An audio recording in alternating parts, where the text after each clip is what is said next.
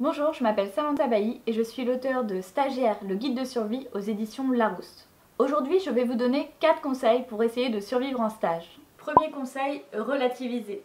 Ça va paraître extrêmement banal, néanmoins dans la conjoncture économique dans laquelle on sait que parfois il y a plus d'offres de stage que d'offres d'emploi dans certains secteurs. On sait également que les boîtes mail des recruteurs regorgent de CV et qu'il n'est pas toujours facile d'arriver à se démarquer. Néanmoins, remettons les choses à leur place. Un stage n'est pas un emploi. Ça reste une période d'apprentissage. Vous êtes là pour apprendre ce qu'est le monde du travail et pas pour trouver le job de votre vie. Deuxième conseil, observez. Chaque entreprise a son état d'esprit et ses codes. Donc quand vous arrivez dans un nouvel environnement, il est important de prendre vos marques et d'essayer de regarder comment ça fonctionne. La plupart du temps, un stagiaire ne connaît pas le monde du travail et il a tendance à penser qu'il n'est que jugé sur son savoir-faire et ses compétences. Or, c'est faux.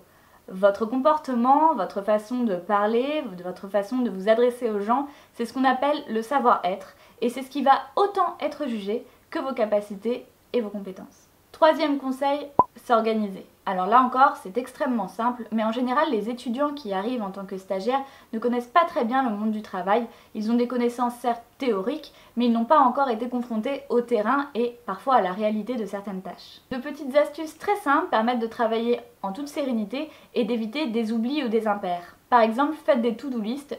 C'est extrêmement basique, mais ça fait énormément de bien de pouvoir rayer quelque chose une fois qu'on l'a fait et ça évite d'oublier par exemple une tâche importante qu'on nous a confiée. N'hésitez pas à créer des dossiers dans votre boîte mail. Ça vous permet de classer vos mails en fonction de leur priorité, de savoir à quoi vous avez répondu ou non et de vous y retrouver en fonction des projets que vous êtes en train de mener. Mettez-vous des deadlines et apprenez à les respecter. Quatrième conseil, trouvez sa place. Le stagiaire n'est pas dans une position qui est très enviable. À la fois encore étudiant, pas tout à fait salarié, il doit s'investir dans l'entreprise, faire ses preuves, montrer de quoi il est capable et en même temps, il sait qu'il est là pour une durée limitée dans le temps et que finalement il ne fait que passer.